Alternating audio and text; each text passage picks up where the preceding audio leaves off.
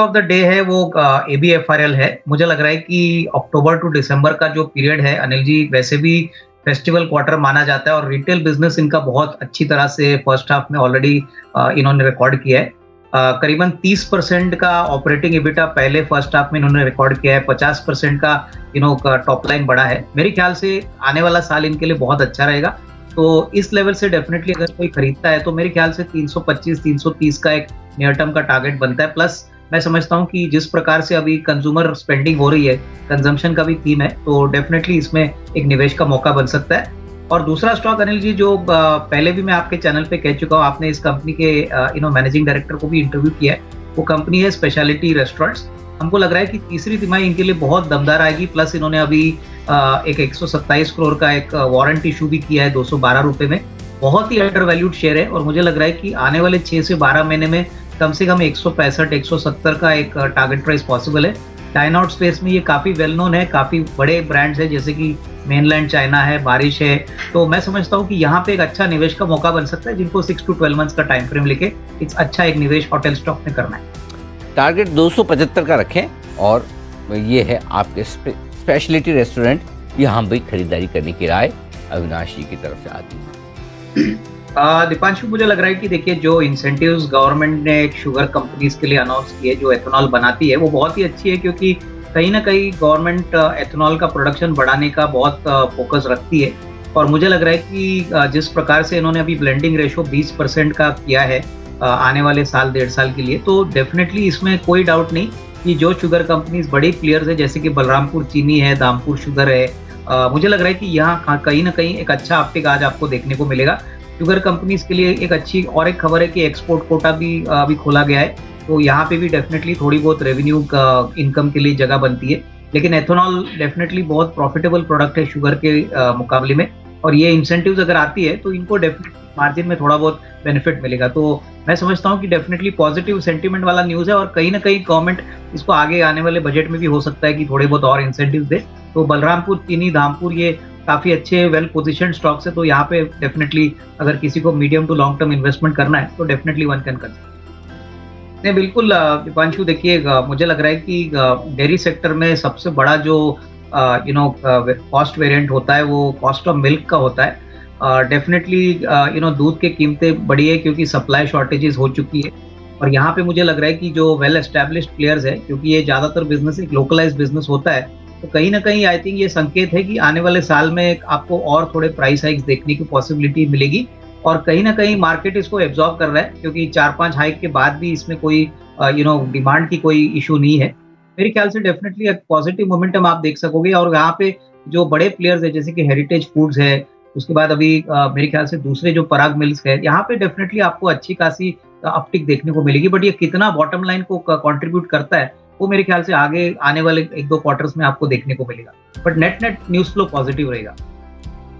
नहीं, बिल्कुल। इनफैक्ट सबसे बड़ी बात दीप ये है कि ये स्पेस में बहुत लिमिटेड लिस्टेड कंपनीज है जैसे कि वाटेक वाबाग है, आयन एक्सचेंज है।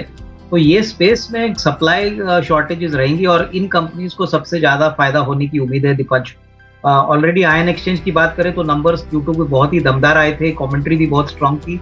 और वाटेक वाबाग में तो इनके पास ग्लोबली भी काफी बड़े प्रोजेक्ट्स हैं, प्लस डोमेस्टिक ऑर्डर बुक काफी अच्छा है। तो मुझे लग रहा है कि आने वाले साल में ऑर्डर बुक का मोमेंटम अगर जारी रहता है तो ये दोनों प्लेयर्स को मैक्सिमम बेनिफिट। नहीं, बिल्कुल। देखिए चाइना का जो अभी न्यूज फ्लो आया है कि उन्होंने अभी पूरी तरह से जो रेस्ट्रिक्शंस है वो अभी निकाले हैं। 8 जनवरी से तो पूरी तरह से ये कंप्लीटली निकल जाएंगे। तो ये डेफिनेटली पॉजिटिव बात है। आई थिंक मेटल सेक्टर के लिए अच्छी बात है क्योंकि देखिए मेटल्स ग्लोबली लिंक्ड सेक्टर है और जब भी चाइना से ऐसी खबर आती है तो डेफिनेटली आपको एक अपटिक देखने को मिलेगा। मोस्ट इम्पॉर्टेंटली मेटल मार्केट जब चाइना उतरेगा और अपनी बाइंग रिज्यूम करेगा तो भी आपको across the board ferrous non ferrous stocks में एक अच्छी तेजी देखने को मिलेगी। और हो सकता है कि उसके पहले ही मेटल स्टॉक्स में थोड़ा सा एक अप ट्रेंड आपको देखने को मिले। तो डेफिनेटली टाटा स्टील, हिंडाल्को, वेदांता, ये सारे स्टॉक्स जो बीटन डाउन है, यहाँ पे आपको एक अच्छा अपटिक देखने की पॉसिबिलिटी जरूर मिलेगी। बट आई थिंक ये डिपेंडेंट है कि चाइना जो अभी बता रहा है वो वापस उसके ऊपर कमिटेड रहे, क्योंकि बीच बीच में चाइना अपने वर्जन्स बदलता रहता है। कभी ओपनिंग आपकी बातें करते हैं, वापस कोविड के रिपोर्ट्स बताते हैं। तो मेरे ख्याल से मार्केट थोड़ा सा कॉशियसली इसको लेगा और एक बार ये कंफर्म्ड होता है तो डेफिनेटली मेटल में जो आपको काफ़ी समय से वोलेटिलिटी और अंडर परफॉर्मेंस देखने को मिली थी, वो शायद जनवरी से वापस रिज्यूम हो सकती है। अविनाश जी, एक बात बताएं सर, ये जो रिसेंट रिबाउंड आया है, रिवाइवल आया है फार्मा में, हेल्थ केयर में, डायग्नोस्टिक शेयर्स में, चीन की कोविड को बात लेकर, अब जो चीन कह रहा है कि रेस्ट्रिक्शंस हटा दीजिए और बाजार भी वापस नॉर्मल आ रहा है, तो क्या ये रोटेशन वापस फार्मा से हट जाएगा सर? कल ऑलरेडी हमने फार्मा में वापस करेक्शन भी एक देख लिया। देखिए दीपांशु, मुझे लग रहा है कि डायग्नोस्टिक कंपनीज में जो उछाल हमने देखा है उसमें डेफिनेटली थोड़ी बहुत बिकवाली का प्रेशर जरूर देखने को मिलेगा।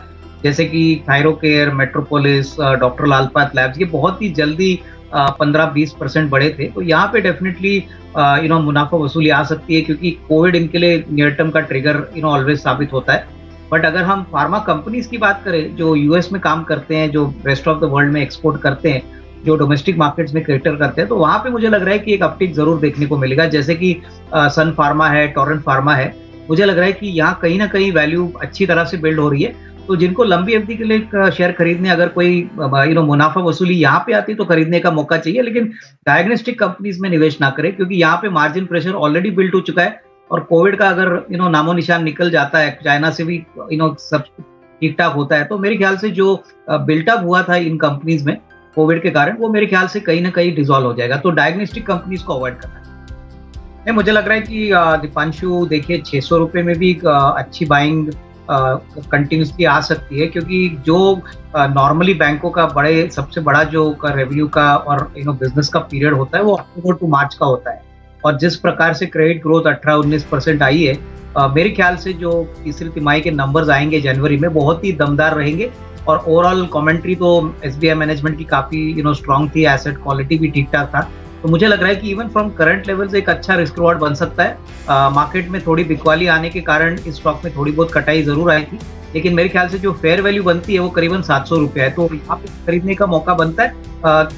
हालांकि स्टॉक थोड़ा कंसोलिडेट जरूर होगा, बट अगर किसी को 6 to 12 मंथ्स का टाइम फ्रेम लेना है तो मेरे ख्याल से 650-700 रुपये का एक नियर टर्म का टारगेट पॉसिबल लग रहा है। तो अच्छी खासी रिस्क रिवॉर्ड अभी भी बनती है, बट टाइम फ्रेम थोड़ा लंबा रखना है। इसके लिए खबर भी आती हुई दिख रही है। और अविनाश जी से एचईजी पर राय भी ली जाए, एचईजी ग्राफाइट दोनों ही आपको एक्शन में आ रहे हैं, बट एसेंशियली अविनाश जी एक नई सब्सिडरी इन्होंने सेटअप करी है और नया प्लांट ये सेटअप करने जा रहे हैं। ये भी जो ग्रोइंग एरिया है आजकल का उसी पर फोकस करेंगे।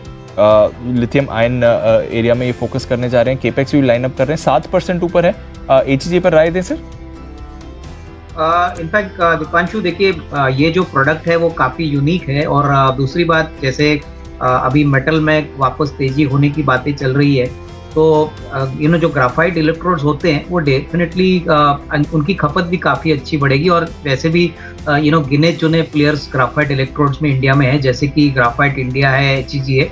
तो मेरे ख्याल से आई थिंक देखिए कंपनी अभी भी काफ़ी कैश रिच है, इनके प्रोडक्ट में काफ़ी अच्छे मार्जिन इम्प्रूव होने की संभावना है। तो मेरे ख्याल से देखिए 6-7% बड़ा तो जरूर है, लेकिन अगर मेटल में बहुत अच्छी तेजी आपको आगे देखने को मिलेगी तो यहाँ पे आपको और थोड़ी री-रेटिंग ये स्टॉक्स में देखने को मिल सकती है। तो जिनके पास है वो होल्ड करें। जो थोड़े से एग्रेसिव इन्वेस्टर्स है वो इस लेवल से भी एंटर कर सकते हैं, क्योंकि आने वाले 6 से 12 महीने में होपफुली अगर चाइना मेटल मार्केट में आता है तो मेटल मार्केट में तेजी अगर आती है तो ऑब्वियसली इसका जो मल्टीप्लायर इफेक्ट होगा वो एचईजी जैसे कंपनीज को भी बेनिफिट करना चाहिए। अनिल जी, जो 10 की कमाई का आज मैंने स्टॉक चुना है वो बेसिकली एथेनॉल से कनेक्टेड है। कंपनी का नाम है प्राज इंडस्ट्रीज लिमिटेड। हमको लग रहा है कि देखिए जिस प्रकार का परफॉर्मेंस पहले 6 महीने में इन्होंने रिकॉर्ड किया है और जिस प्रकार की एथेनॉल की पॉलिसी गवर्नमेंट की है, डेफिनेटली प्राज इंडस्ट्रीज को फायदा होगा। 650-700 करोड़ की ऑर्डर बुक है। मुझे लग रहा है कि इस साल कम से कम 190-200 करोड़ का प्रॉफिट आएगा, तो उस हिसाब से अर्निंग्स ग्रोथ बहुत ही दमदार रहेगी। दूसरी बात, इस कंपनी को आपको एक टेक्नोलॉजी कंपनी के पॉइंट ऑफ व्यू से देखना चाहिए। Compressed biogas, special aviation fuel, ये ऐसे प्रोडक्ट्स है जो आने वाले साल, 1.5 साल, 2 साल में ऑब्वियसली कमर्शियलाइज होंगे। तो ग्रोथ मोमेंटम बहुत सिग्निफिकेंटली ज्यादा है और हमको लग रहा है कि जिसको मीडियम टू लॉन्ग टर्म के लिए निवेश करना है 340-350 का रेंज में खरीद लीजिए। कम से कम 450 का target price at least next 12 to 15 month में पॉसिबल है। तो वैल्यू पिक और इन्वेस्टमेंट पिक के पॉइंट ऑफ व्यू से प्राज इंडस्ट्रीज। प्राज इंडस्ट्री है वो स्टॉक्स जहां पर खरीदारी करने की राय अविनाश जी की तरफ से आती हुई दिख रही है। टारगेट रखें 450 रुपए का।